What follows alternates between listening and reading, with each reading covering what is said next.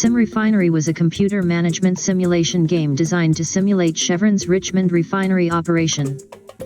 It was developed by the Maxis Business Simulations division of Maxis in 1993. SimRefinery was developed by Maxis after the success of SimCity. After rejecting several requests from companies, the team eventually agreed to make a prototype for Chevron. SimRefinery was a simulation of their refinery operation, for orienting people in the company as to how a refinery works. It wasn't so much for the engineers as it was for the accountants and managers who walked through this refinery every day and didn't know what these pipes were carrying. Wright. As a commissioned business aid, it was not made available to the public. Until 2020, little information about the game had existed, though Maxis had discussed its creation and some screenshots existed.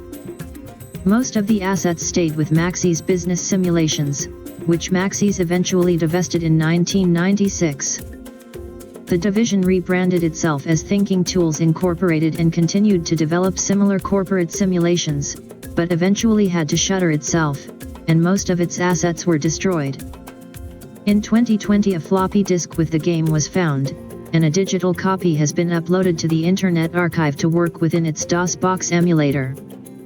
With the emulated version, the gameplay of SimRefinery was better defined.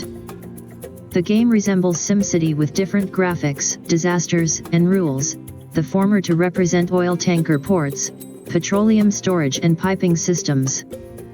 The user's role in the simulation was the plant manager of a refinery. One of the things the user learned was about supply and demand and how it affects the financial situation.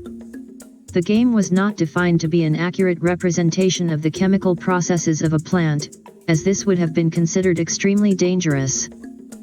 Instead, it was intended to show how disparate systems of a chemical plant may end up interacting at the larger scale, incorporating the financial, production, and logistics related to operating a plant. The game allowed some disasters to be created by creating explosive mixtures of components that set off fires, as well as external events that may disrupt the plant. The game was not considered to be a fully finished product based on the version received by the Internet Archive.